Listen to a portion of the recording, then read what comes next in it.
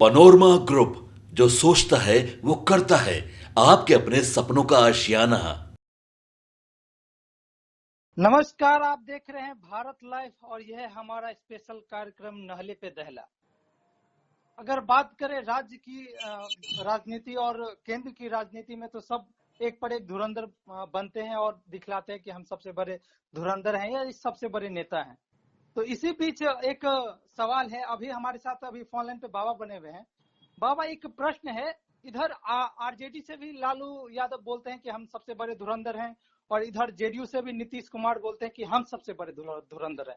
तो आखिर इस दोनों में, लालू और नीतीश में, कौन सबसे बड़े धुरंधर हैं बाबा? देखिए, अब जो परिस्थितियां बनी हैं और जिस तरह से हम पिछले 32-33 सालों से देखते आ रहे हैं, इन 32-33 सालों में जिस तरह से बिहार और देश की राजनीति में परिवर्तन हुआ है, उसमें लालू प्रसाद और नीतीश कुमार की भूमिका कहीं ना कहीं इस बात की तरफ इशारा कर रही है कि दोनों ही इम्पोर्टेंट हैं। लेकिन आपने पूछा सवाल कि सबसे बड़ा धुरंधर कौन है, तो इस बात को समझने के लिए कुछ पॉइंट्स आपको समझने पड़ेंगे।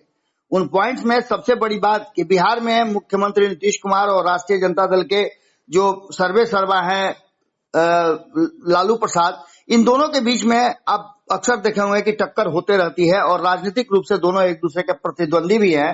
तो एक दूसरे को कहीं ना कहीं सत्ता में लाने के लिए भी दोनों का महत्व बराबर होता है। अगर आपको नीतीश कुमार को सत्ता में लाना है, नीतीश कुमार को सत्ता में आना है, तो लालू प्रसाद को सामने रख करके अपने सहयोगियों को भी वो हड़काते हैं। नीतीश कुमार जानते हैं कि किसको कैसे साधना है। लालू यादव नीतीश कुमार से 2 बार मात खा चुके हैं, तो वहीं भारतीय जनता पार्टी को भी नीतीश कुमार ने उनकी औकात बताई है। अगर इस बात को ध्यान से देखा जाए तो जेडीयू के समर्थन से चल रही जो सरकार अभी है, उसमें नीतीश कुमार अगर इनकार कर दें तो सरकार गिर जाएगी। आरजेडी समेत इंडिया ब्लॉक के लोगों को इस बात का अंदाजा है कि नीतीश कुमार की उपयोगिता और उनकी भूमिका क्या है। विपक्षी नेताओं ने लगातार नीतीश कुमार को हमला तो जरूर किया है, लेकिन नीतीश कुमार को उस तरह से नहीं उकसाते हैं जिससे कि नीतीश से अगर उनकी दोस्ती हो जाए तो फिर नजरें न मिलाना पड़े। इस सारी बातों को लेकर के नीतीश की खामोशी सबसे बड़ा हथियार है। नीतीश जब खामोश होते हैं तो बहुत सारी बातें करते हैं। नीतीश कुमार लगातार मॉनिटर करते हैं कि स्थिति क्या चल रही है और कौन सी स्थिति पर उन्हें किस तरह का एक्शन करना चाहिए। समय पर उसका इजहार भी करते हैं। और नीतीश कुमार गठबंधन में जब भी रहते हैं या किसी भी गठबंधन में रहे हों, तो वो अपने साथी दलों को लगातार देखते रहते हैं। आपको याद होगा कि तत्कालीन विधायक सुधाकर सिंह जो थे और एमएलसी सुनील सिंह अभियान का हिस्सा रहे हैं, और इन दोनों को पार्टी से और कहा जाए तो मंत्रिमंडल से बाहर होना पड़ा है, अपने पद से इस्तीफा देना पड़ा है, और ये नीतीश कुमार है। आपको याद होगा कि भाजपा इस बात को लेकर के हमेशा से अलर्ट रहती है कि नीतीश कुमार के साथ रह करके कोई भी ऐसा बयान ना आए जिससे कि नीतीश कुमार को नाराजगी हो, और नीतीश कुमार चुपचाप इन सारी बातों को कहीं ना कहीं बता देते हैं और एहसास करा देते हैं। उनके आग्रह पर मोतिहारी से सेंट्रल यूनिवर्सिटी की मंजूरी देने के लिए प्रधानमंत्री नरेंद्र मोदी के प्रति उन्होंने आभार जताया था। ये आपको पता होगा कि सेंट्रल यूनिवर्सिटी की डिमांड उन्होंने कब की थी, जब वो इंडिया गठबंधन से बाहर थे, एनडीए गठबंधन में थे, तभी डिमांड की थी, लेकिन उनकी डिमांड पूरी नहीं हुई थी। भाजपा को कई बार सबक सिखा चुके हैं नीतीश कुमार। 43 विधायक रहने के बावजूद नीतीश कुमार बिहार के मुख्यमंत्री हैं, तो इससे बड़ी और बात क्या उदाहरण के लिए हो सकती है। इन सभी परिस्थितियों को यदि गंभीरता से आप देखें तो नीतीश कुमार इस बिहार के राजनीति के धुरी हैं, और कहीं ना कहीं नीतीश कुमार लगातार जिस तरह से भाजपा को सबक सिखाने के लिए उन्होंने पाला तक बदल दिया, 2 बार ऐसा हुआ है, तो आप समझ सकते हैं कि ये सारी परिस्थितियां कहां जाती है।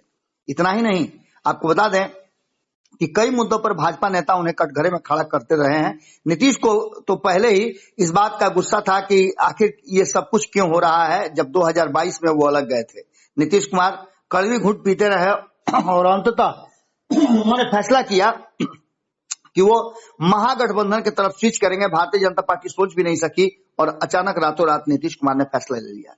इंडिया गठबंधन को भी उन्होंने इसी तरह से झटका दिया, और लगातार आपको याद होगा कि गैर भाजपाई दलों को जुटाने के लिए उन्होंने एक कॉन्सेप्ट बनाया था। घूम घूम कर विपक्षी नेताओं से मिले और उन्हें एक प्लेटफॉर्म पर जुटाया।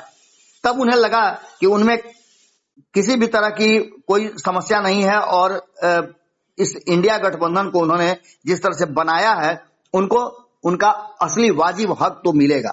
लेकिन अचानक से सब कुछ बदल जाता है और इंडिया गठबंधन में नीतीश कुमार को तरजीह नहीं दी जाती है। ऐसी स्थिति में भाजपा के साथ जाना ही वो उचित समझते हैं और इसी बीच में 2024 का चुनाव होता है। उन्हें पता है कि भारतीय जनता पार्टी भी अभी इंडिया गठबंधन को लेकर के कई तरह की समस्याओं से उलझ रही है और कई तरह के उधेड़ बुन में लगी हुई है। इन सभी परिस्थितियों को अगर ध्यान से देखा जाए तो नीतीश कुमार ने अचानक से पाला बदल लिया और वो महागठबंधन यानी इंडिया गठबंधन से एनडीए की तरफ स्विच कर गए। एनडीए की तरफ स्विच करने के बाद उन्होंने कहा कि अब कहीं नहीं जाएंगे।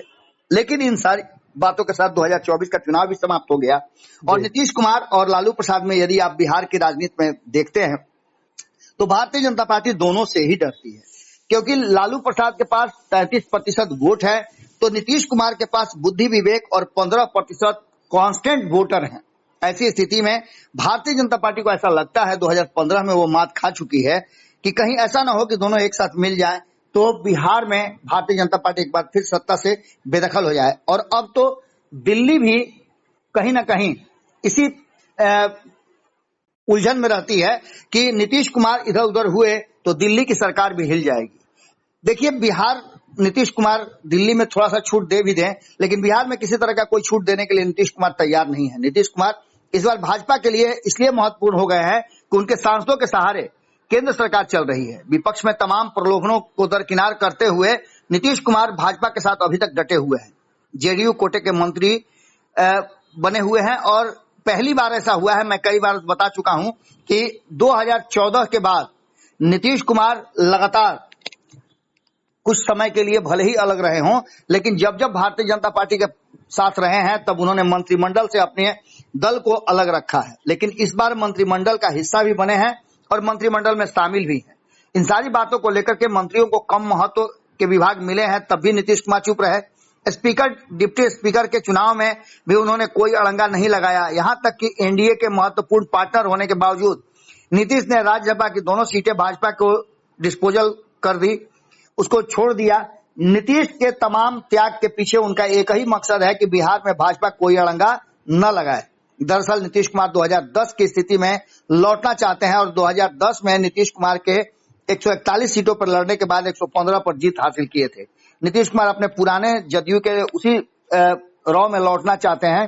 भाजपा को 102 सीट देकर के 91 पर जीत मिली थी। उसके बाद आपको पता है कि इस बार खबर आ रही है कि नीतीश कुमार इस बार 130 से 140 सीटों पर लड़ना चाहते हैं, यानी कि 243 में 103 से 113 सीटें वो भाजपा और एनडीए के अन्य घटक दलों के लिए छोड़ना चाहते हैं। ऐसी स्थिति में नीतीश कुमार के लिए बिहार इंपॉर्टेंट है और अगर इस बात पर अगर नहीं टिकती है भारतीय जनता पार्टी तो नीतीश के लिए आपको पता है कि रास्ता खुला है। लेकिन एक बात तो आप मान के चलिए कि भारतीय जनता पार्टी को बिहार में तभी मौका मिल सकता है जो वर्तमान परिस्थितियां हैं उसके अनुसार मैं बता रहा हूं। आगे क्या होगा ये तो अलग बात है, लेकिन भारतीय जनता पार्टी को अगर सत्ता में बने रहना है तो नीतीश कुमार को उसके साथ रखना होगा। नीतीश कुमार और लालू प्रसाद में आपने पूछा था सवाल कि कौन बड़ा है, कौन सबसे बड़ा धुरंधर है, तो एक बात तो आप मान के चलिए कि अगर लालू प्रसाद 15 साल शासन में रहे तो उसमें नीतीश कुमार की बड़ी भूमिका थी। हालांकि नीतीश कुमार का वो जो कर्ज था जो 1990 में नीतीश कुमार ने लालू प्रसाद को सत्ता में लाने के लिए मेहनत किया था, वो मेहनत लालू प्रसाद ने भी 2014 में किया। जब नीतीश कुमार एनडीए से बाहर आए और उन्हें सरकार चलाने के लिए अंकों की जरूरत थी, अंकगणित की जरूरत थी, तो लालू प्रसाद ने बाहर रह करके अपना और कांग्रेस का समर्थन दिलवाया था। उसके बाद 2015 का चुनाव भी जितवाया।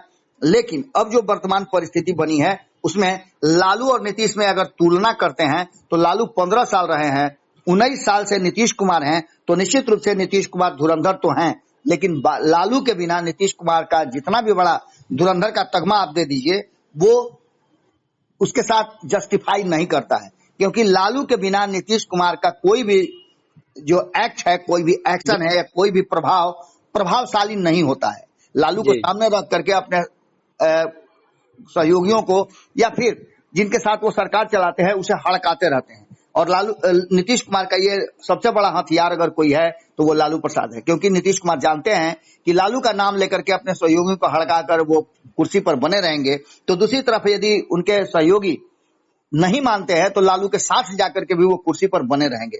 इसलिए हर हाल में अगर देखा जाए रणनीतिक और चाणक्य नीति के मामले में तो नीतीश जी कुमार लालू प्रसाद से थोड़ा 20 जरूर है, लेकिन कहीं भी अगर जोड़ के देखिएगा तो लालू प्रसाद के बिना नीतीश कुमार दूर दूर तक कुछ नजर नहीं आ रहे हैं। जी जी। तो जैसे कि आप सभी दर्शकों ने सुना, बाबा ने बताया नीतीश कुमार बिहार के राजनीति के धुरी है, क्योंकि भाजपा को सबक सिखलाने के लिए पाला तक बदल लिया है। अगर भाजपा को बात करें तो नीतीश से जो घबराहट है वो जरूरी है, क्योंकि बीजेपी का केंद्र और राज्य में दोनों में ही नीतीश की भूमिका होना जरूरी है। अगर नीतीश नाराज हो गए तो बीजेपी का राज्य के साथ साथ केंद्र में भी खतरा बढ़ जाएगा। इसी प्रकार का खबर देखने के लिए हमारे साथ बने रहें। तब तक के लिए धन्यवाद। पनोरमा ग्रुप, जो सोचता है वो करता है। अगर ये वीडियो पसंद आई और वह बिहार के राजनीति और बिहारियत से सरोकार रखेनी तो सब्सक्राइब बटन दबा के चैनल के सब्सक्राइब कर ली। ओजे एगो घंटी बा, ओकरा बटन दबा देला से कुल सटीक और मारक खबर रुआ मुफ्त में मिल जाई। अगर रुआ पत्रकारिता के हमनी के नया प्रयोग में सहयोग कर चाहतानी तो ज्वाइन बटन दबा दी। पेटीएम नंबर नोट कर ली 9386816700। धन्यवाद।